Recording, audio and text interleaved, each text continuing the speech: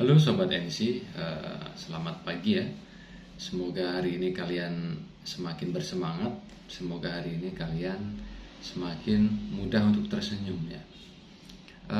Hari ini saya ingin sedikit membahas tentang hal-hal apa saja yang baiknya kalian hindarin ya, jika ingin mempercepat proses kesembuhan GERD anxiety disorder ini ya, atau gangguan kecemasan atau gangguan pencernaan ya kan. Ini dari pengalaman saya dulu, terus juga dari banyak berdiskusi dengan teman-teman yang sudah sembuh juga. Jadi ada beberapa hal yang perlu kalian hindari, perlu kalian jangan sering melakukan hal ini ya. Yang pertama adalah sering mengeluh ya. Yang pertama adalah sering mengeluh. Jadi upayakan kalian jangan sering mengeluhkan apa yang kalian rasakan kepada orang-orang yang tidak mengerti ya, tidak mengerti apa yang kalian rasakan. Mungkin kebanyakan dari orang-orang di sekitar kita yang mereka tidak paham dengan penyakit ini, mereka hanya akan cenderung untuk meremehkan ya. Ini kan cemas kenapa sih ya kan, biasa aja lah, nggak usah terlalu dipikirin, paling begitu kan. Atau itu kan sakit mah kok sampai kayak gitu sih, aneh banget ya kan, udahlah ini kan cuman ini aja paling, salah makan apa, kamu terlalu was-was, terlalu gampang was-was kali ya, seperti itu ya. Jadi kebanyakan malah dari mereka akan cenderung untuk malah menyalahkan kita, atau malah mengecilkan kita, atau menganggap kita kurang kuat ya secara mental gitu loh. Kita terlalu banyak pikiran, kita terlalu kurang tangguh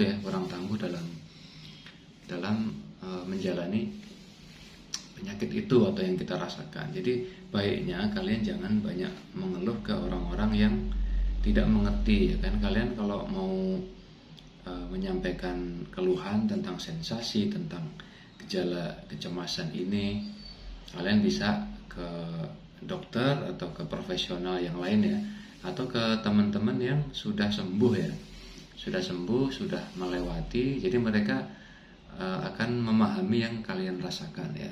Termasuk Sobat NC ya, kalian boleh menyampaikan keluhan lewat komen. Saya akan selalu sempatkan untuk menjawab. Terus juga kalau misalkan temanya menarik untuk saya angkat, juga nanti akan saya buatkan video untuk membahas hal itu ya. Itu yang pertama. Jadi jangan banyak mengeluh. Terus kemudian mengeluh sendiri juga selain tidak bagus, nanti dampaknya itu juga bisa membuat kita merasa semakin terpuruk ya kan, semakin terpuruk karena keluhan itu, setiap kita mengeluh dia akan menimbulkan hormon kortisol ya, hormon stres yang baru. Jadi hanya akan menambah level stres kalian, sehingga anxiety bukannya makin reda, dia akan makin naik ya, makin cemas yang disertai dengan sensasi-sensasi lagi ya kan. Lebih baik kalau kalian terima dulu ya kan apa yang kalian rasakan, sensasi yang kalian rasakan. Sadari bahwa itu adalah proses yang harus kita lewatin, dan sifatnya hanya numpang lewat ya. Kita sadari bahwa itu dari Tuhan yang insya Allah pasti akan ada hikmahnya ya kan. Jadi kalian sadari, ini hanya sensasi, berarti aku masih dalam gangguan anxiety disorder ya kan. Aku terima sensasinya, sambil kalian tetap lakukan self talk. Apapun yang ku rasakan, aku selalu mudah untuk tenang. Apapun yang aku rasakan di badanku, aku akan selalu mudah untuk tersenyum gitu ya. Itu lebih baik secara hormon ya. Dengan kalian self talk, kalian akan meredam si hormon stres yang tadinya ingin mengeluh, menjadi kalian sedikit-sedikit menggantinya dengan hormon kebahagiaan ya, melalui rasa tenang itu.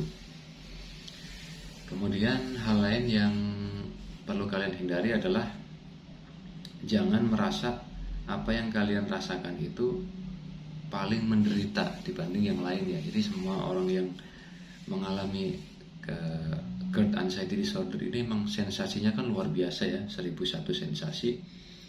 Mungkin setiap orang berbeda, ada yang dominan di jantung berdebarnya, ada yang dominan di nafas berat ya kan, ada yang dominan di keliengan, ada yang dominan di rasa lemesnya ya kan.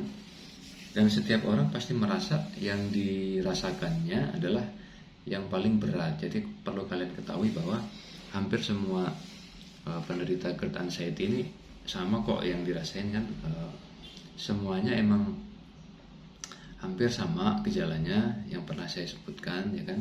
Detak jantung tidak beraturan, nafas berat, nafas pendek, sakit ulu hati, begah, kembung, seperti ada tusukan, keliengan, pusing, kepala berat, mata buram, kadang-kadang bergetar, kena hawa dingin kita kayak gigil, seperti itu ya. Itu sama gejalanya. Sebenarnya itu juga bukan merupakan penyakit ya. Kalau kalian cek organnya juga tidak ada masalah ya kan.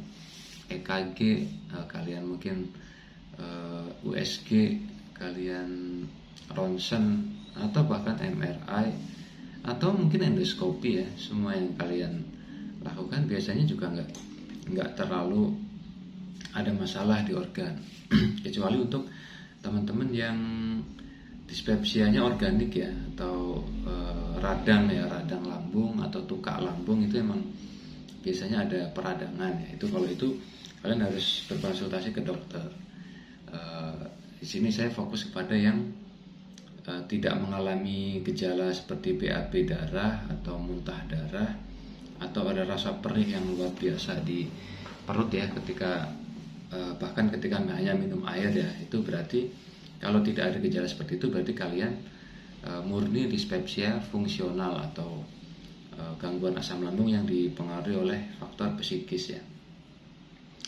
Jadi itu ya, kalian jangan merasa yang paling berat ya. Insya Allah kalian mendingan gini aja, pola pikirnya dirubah. Jadi kan banyak teman-teman yang sembuh ya, yang sembuh dengan penyakit ini. Buktinya apa? Banyak sekali mentor-mentor GERD anxiety yang men-share pengalaman sembuhnya di YouTube ya. Jadi paling nggak kalian simpulkan bahwa oh, banyak yang sembuh kok, berarti aku juga bisa sembuh ya kan. Jadi kalian jangan terlalu meratapi ya, jangan terlalu meratapi. Ratapan itu hanya akan menambah level stres kalian ya. Terus kemudian yang perlu kalian hindari lagi adalah jangan searching ya, jangan searching Google ya, Google tentang gejala-gejala penyakit berat. Kalian cenderung menyamakan gejala seperti itu. Jadi intinya hindari self diagnosis ya, self diagnosis. Jangan sampai kalian apa yang dirasakan kalian Google. Sesak nafas gejala apa? Nanti akan muncul penyakit-penyakit yang berat, yang menakutkan, yang membahayakan, yang itu hanya akan menambah rasa cemas kalian ya kan. Jadi hindari ya. Kalau bisa, kalau mau bertanya ya tanya ke profesional, ke dokter, ke terapis, atau ke teman-teman yang sudah mengalami kesembuhan ya. Termasuk Sobat NC, kalian bisa komen ya. Nanti kalau saya tidak bisa menjawab juga, saya pasti akan bertanya ke profesional, mungkin ke dokter atau ke teman-teman yang sudah lebih berpengalaman ya dan paham dengan penyakit ini.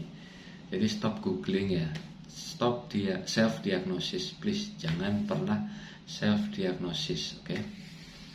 Terus kemudian kalian juga jangan hindari obrolan toksik ya, obrolan toksik, misalkan obrolan yang membahas tentang penyakit, tentang membahas seseorang yang baru saja meninggal ya kan. Jadi kalian kalau yang masih parah cemasnya, kalian skip dulu deh berita itu. Mungkin kalian bisa istirahat dulu sosmednya untuk grup-grup yang arahnya ke situ ya kan, pasti kita nggak bisa menghindari kan. Itu kalian boleh skip dulu berita-berita toksik atau share-sharean yang hanya akan membuat kalian takut atau was-was ya. Itu kalian mulai memfilter sosial media. Kalian fokuskan kalau nonton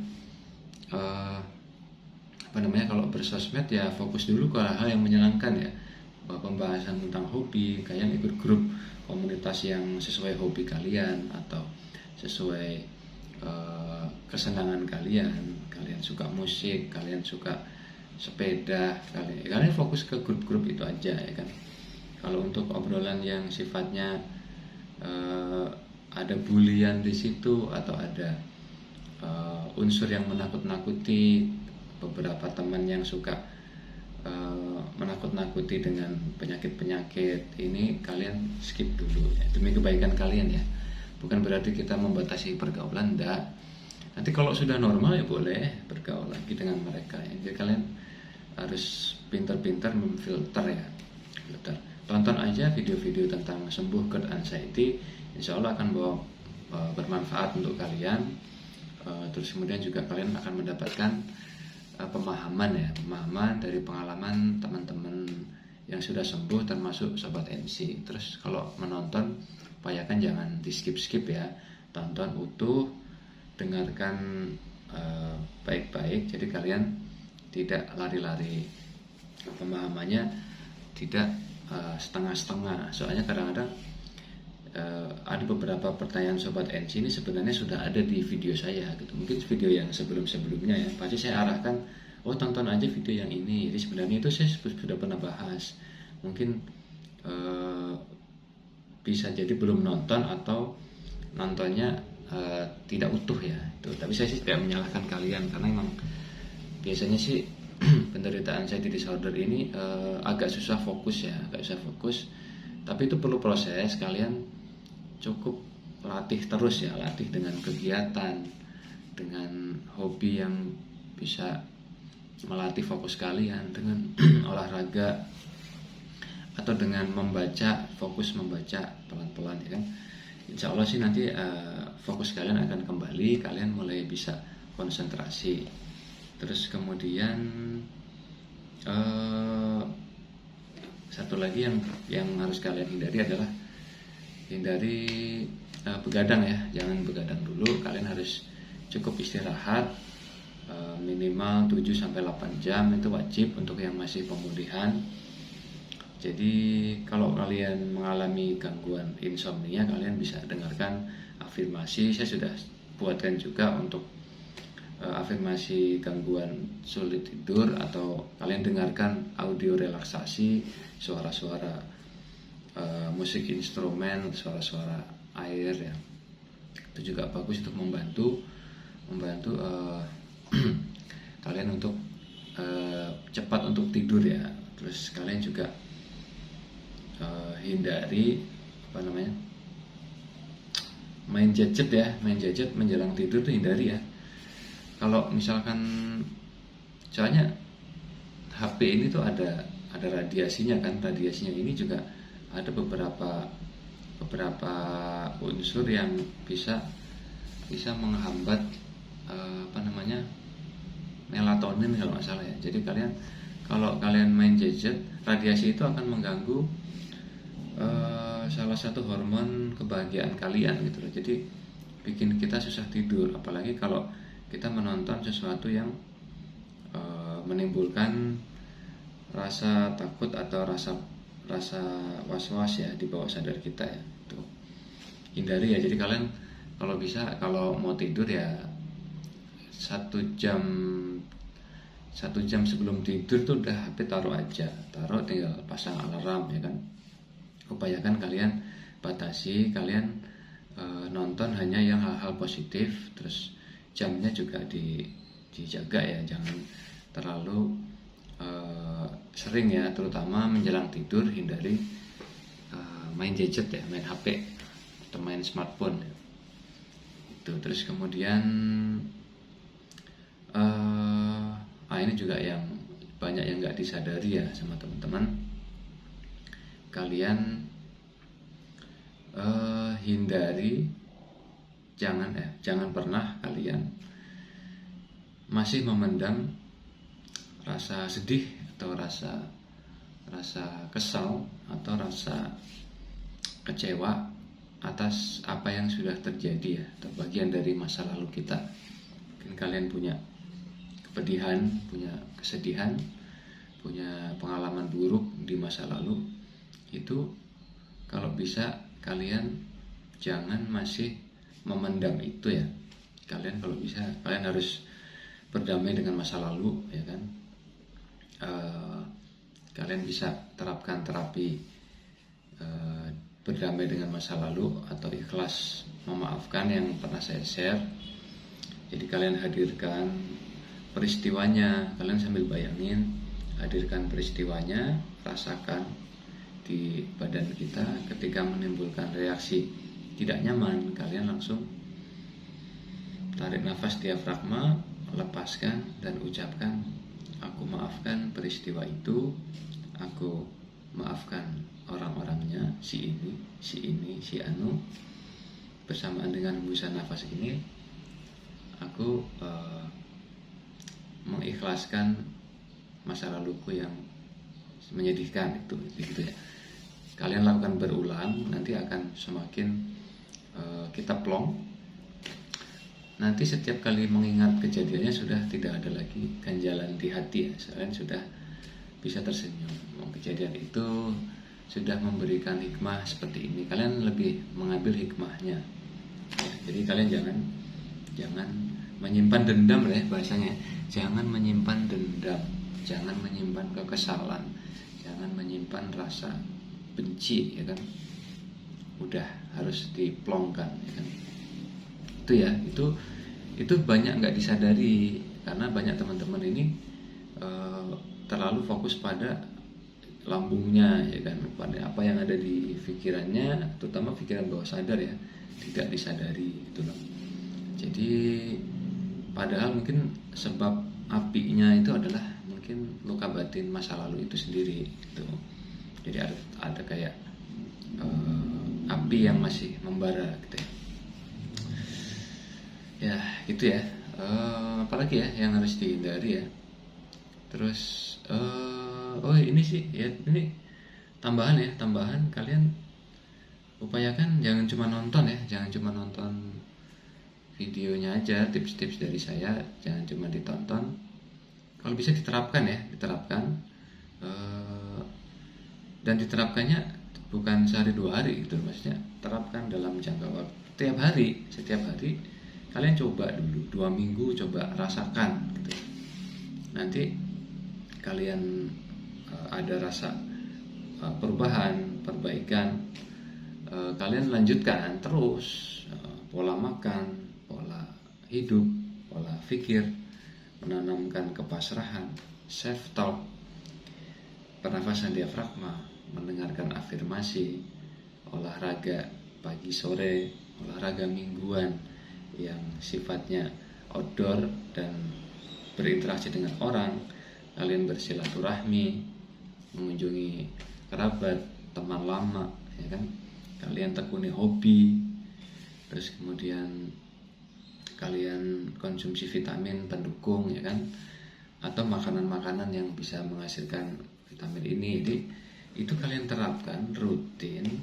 Kalau bisa kalian jadwal gitu loh. Karena kalau orang punya jadwal, ini juga kunci ya. Kalau orang sudah punya jadwal, itu hidupnya akan lebih teratur. Ini waktunya makan, ini waktunya aku ngambil sehat yang probiotik untuk pencernaan atau serat. Ini aku waktunya ibadah. Ini aku waktunya berdoa, berzikir. Ini waktunya aku olahraga. Ini waktunya aku bersosialisasi. Ini waktunya aku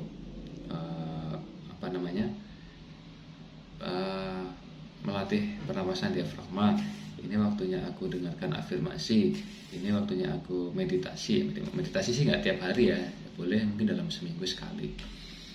Kalau kalian sudah punya jadwal, nanti kalian bangun pagi, kalian sudah tahu hari ini mau melakukan apa, itu sudah ada jadwalnya. Jadi kalian sudah ada fokus ke sana. step-stepnya, jam-jamnya, itu nanti juga akan bisa mengalihkan kecemasan kita, karena otak kita sudah fokus ke hal itu gitu loh, ya kan? Itu juga bagus. Jadi upayakan kalian bikin jadwal harian ya, bikin jadwal harian. Ada kok video saya tentang jadwal harian juga, kalian cek. Boleh kalian tulis, kalian tempel, boleh. Kalian bikin nih jadwal harian, tempel di tembok ya kan, sambil dikasih keterangan di bawahnya, aku pasti sembuh, aku pasti bisa bangkit. Tuh, kalian baca tiap hari, insya Allah akan powerful ya, memberikan dampak ya. Paling itu ya, Sobat NC ya, baik-baik ya, semangat, banyak senyum. Please ya, kalian harus banyak senyum, jangan banyak mengeluh. Banyak yang sembuh, oke? Banyak yang sembuh. Sembuh GERD-nya, sembuh anxiety-nya. Jadi paling nggak kalian anxiety-nya dulu deh. Nanti kalau anxiety-nya sudah bisa kalian damaikan, sudah bisa kalian redakan, nanti GERD itu akan semakin membaik ya kan. Kecemasannya dulu, karena harus bangkit ya. Kita song-song masa depan yang masih panjang ya. Apalagi yang masih muda-muda nih kan. Jadi oke, salam sehat selalu dan salam bangkit luar biasa.